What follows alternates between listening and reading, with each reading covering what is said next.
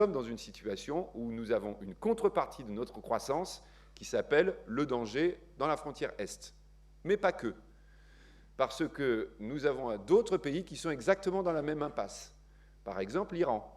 Est-ce que vous avez noté qu'on parle beaucoup maintenant à nouveau de nucléaire iranien, que les Iraniens sont en train de commencer à bombarder eux aussi le Yémen avec les Saoudiens, qui eux aussi d'ailleurs, entre parenthèses, ont eu pour la première fois un déficit budgétaire de 38 milliards l'année dernière. À ce prix du pétrole, ils ne tiennent pas. Et donc on commence à voir sur le Moyen-Orient des tensions de plus en plus vives. C'est simple, les équilibres très fragiles du Moyen-Orient sont complètement aujourd'hui détruits par le prix du pétrole que nous connaissons.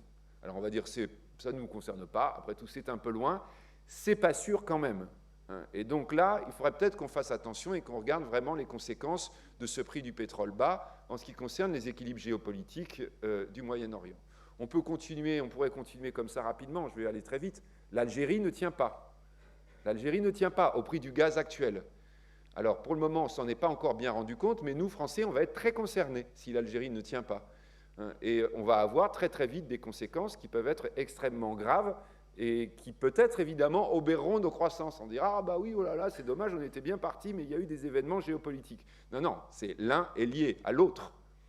De la même façon, peut-être que vous avez noté qu'au Nigeria, Boko Haram, la secte Boko Haram, dont vous n'aviez pas trop entendu parler alors que ça fait à peu près 15 ans qu'elle existe, maintenant est en train de déstabiliser complètement l'État. Pourquoi? Parce qu'il n'y a plus d'armée, il n'y a plus de police, il n'y a plus de justice au Nigeria qui fonctionne. Pourquoi? Parce qu'il n'y a plus d'argent. C'est-à-dire que le Nigeria, au prix du pétrole actuel, qui est sa principale source de fonctionnement, le Nigeria ne tient pas. Et puis, je continue avec le Venezuela, et je peux continuer avec l'Équateur. Je peux même évoquer le Brésil, dans lequel le grand scandale qui risque de faire tomber l'État brésilien est justement un scandale pétrolier. Tiens, c'est bizarre, hein, on va dire. Il y a des espèces de liens étranges entre ce qui se passe sur l'énergie et les difficultés qu'on peut connaître à droite et à gauche. Donc ça veut dire quoi? Eh bien, ça veut dire que même la BCE, pourtant très très optimiste ces derniers temps, a dit attention, là, ça peut coincer. On pense qu'il y aura remontée des prix du pétrole dans l'année 2015. Et donc Evelyne nous dit, oui, vous avez bien dit, hein, c'est beau temps le week-end. C'est-à-dire que quand le prix du pétrole va remonter, s'il remonte très très fortement, bah, on a eu un contre-choc, on aura le contre-choc, ce qui fait à peu près choc. Hein, vous voyez, si vous enlevez 2 fois le contre. C'est-à-dire qu'on peut avoir effectivement une remontée des prix du pétrole qui pourrait être relativement redoutable à moyen terme, c'est-à-dire qui pourrait entraîner à nouveau des variations très très fortes à l'intérieur des structures de coûts des économies occidentales. Alors tout ça, on va dire quoi? On va dire que, il faut profiter du beau temps. Elle a raison, Evelyne. Allons vite dans le jardin parce qu'on ne sait pas de combien de temps ça va durer. Et que 2, on ne peut pas construire une politique durable, une vision stable de notre économie qui soit fondée uniquement sur, on va dire, ces effets de court terme. Ces effets de court terme, ce sont simplement des possibilités pour nous d'acheter du temps. D'acheter du temps, pourquoi? Eh bien, pour investir. Pour faire ce que aujourd'hui nous n'avons pas fait, répétons-le, l'Allemagne et la France sont à zéro en termes d'investissement. Nous n'investissons pas. L'Italie est en situation négative en termes d'investissement. On va dire qu'en Europe, le seul vrai pays qui se trouve dans une position à peu près satisfaisante en termes d'investissement depuis 2 ans, c'est l'Espagne. Ce sont les seuls qui investissent vraiment, sinon le reste de l'Europe est clairement en panne en matière d'investissement. Donc là, le beau temps doit nous pousser, doit nous obliger, doit nous stimuler à aller vers une relance extrêmement rapide de l'investissement. L'investissement en quoi? Alors c'est là, évidemment, vous dites, bah, dis donc, il a mis le temps quand même, mais bon, mais je pense que c'était important quand même d'évoquer la conjoncture que nous connaissons avant de rentrer à l'intérieur de la réflexion que nous devons avoir. L'investissement en quoi? Eh bien, investissement dans le nouveau modèle. Le gros problème des Européens, c'est que quand ils ont investi et quand ils sont forts, c'est dans l'ancien modèle. Nous sommes très très bons dans le modèle économique du XXe siècle. Le problème, c'est que nous sommes au XXIe siècle et que nous avons bien le sentiment que plus nous allons aller vers le XXIe siècle, plus il faudra abandonner le modèle ancien et se tourner totalement vers le modèle nouveau. Alors, je vous raconte une anecdote peut-être comme ça pour bien symboliser la question, une anecdote qui se passe non pas en 2009 mais en 2011. En 2011, je ne sais pas si vous vous souvenez, la France avait la charge d'une double organisation. L'organisation du G20, donc quand vous avez le G20 à l'automne, vous avez donc l'organisation aussi du G8, enfin on dit ça dépend combien on est, hein, G9, G8, G7, ça dépend des circonstances géopolitiques, donc du G9 normalement à l'époque, au mois d'avril, dans le même territoire. Alors nous, on avait choisi Cannes au mois de novembre en disant ça va être bien Cannes, vous voyez, les gens vont être bien, l'automne, l'été indien, etc. Ce sera un truc super positif. Bon, il est vrai qu'il y avait des élections prévues en 2012, on se disait que peut-être ce serait important qu'on donne une bonne impression. Bon, coup dur à Cannes, au mois de novembre, je ne sais pas si vous vous souvenez, il pleut des cordes, il fait un froid de gueux. Évidemment, c'est la panique totale, puisque le dimanche, juste avant le G20, le Premier ministre grec de l'époque a eu la bonne idée d'annoncer un référendum. Enfin, bref, c'est le bazar total. Quand on se souvient du mois d'avril 2011, on avait le G8, le G9, on disait, bon, on va essayer d'avoir un truc positif. Donc G8 plus 1, hein, puisqu'on voulait faire venir notamment les Russes encore à ce moment-là. Et donc on l'avait fait à Deauville, en disant, en avril, Deauville, ça va être beau, le printemps, les pommiers en fleurs, les vaches dans les...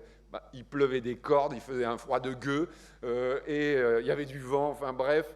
C'était à peu près d'ailleurs l'ambiance dans la salle du Palais des Congrès à Deauville, hein, où on ne parlait que de crise, on disait c'est une catastrophe, du point de vue monétaire on ne s'en sort pas, il y a de la dette, on ne sait plus où la mettre, etc. Il y a du chômage.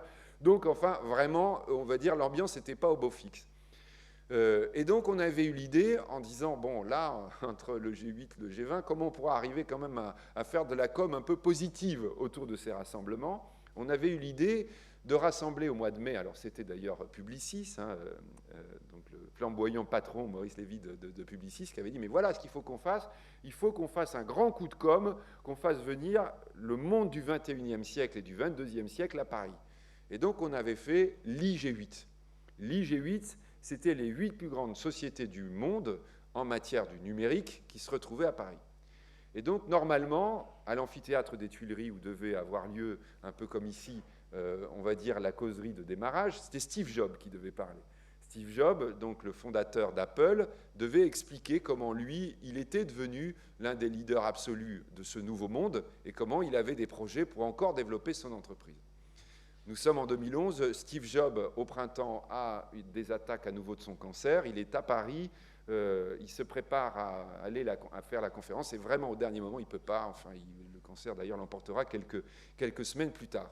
Donc pour les organisateurs, on avait le mauvais temps, maintenant on avait évidemment la maladie terrible de Steve Jobs, on dit vraiment, on a la scoumoune totale, comment on va faire pour à peu près avoir quelque chose de dynamique autour de ce lancement. Et là on a un jeune homme qui dit, écoutez, si vous avez besoin, il a 27 ans, à ce moment-là, en 2011, un jeune homme qui dit, écoutez, si vous avez besoin, moi je peux parler, parce que je pense quand même que je connais un tout petit peu le sujet.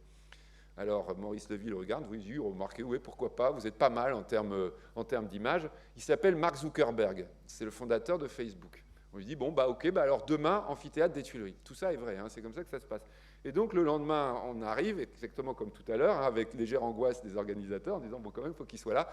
Bon, là, vous avez évidemment une assemblée formidable, mais aux Tuileries, il y avait les télés du monde entier, quoi. Tout le monde avait été convoqué en disant, vous allez voir ce que vous allez voir, on va vous présenter le 21e siècle. Et donc Zuckerberg est en retard, il arrive au dernier moment, il est habillé comme la veille, c'est-à-dire avec son jean, avec un sweat et la capuche sur la tête. Alors Maurice Lévy lui dit, oui, bon, alors là déjà c'est une catastrophe, bon, mais si vous pouvez juste enlever votre sweat, c'est possible? Alors, il dit, oui, non, pas de problème. Bon, et puis vous essayez d'avoir un truc positif, quoi. Vous voyez, le gars, il pleure, quoi, déjà, carrément.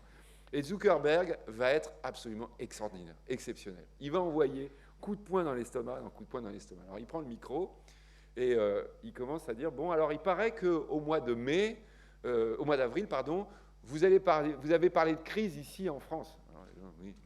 Alors ouais, c'est la crise à vous, les vieux. Alors c'est vrai que là, dans l'Assemblée, tout le monde se retourne un petit peu sur son fauteuil, puisque l'âge moyen était quand même assez supérieur à 27 ans, il faut reconnaître, hein, donc les gens qu'on avait invités. Cette crise, c'est celle de votre génération, c'est celle du monde d'avant. Il dit, et il commence à développer en disant, voilà moi je suis créateur d'une boîte qui s'appuie que sur des consommateurs de mon âge, voire même plus jeunes, et avec ces consommateurs de mon âge, voire même plus jeunes, je vais devenir l'une des plus grandes sociétés du monde. Ne vous inquiétez pas, je suis en pleine croissance, moi la crise, je ne connais pas. La crise dans ma génération, ça n'est pas pour nous. Nous allons vivre différemment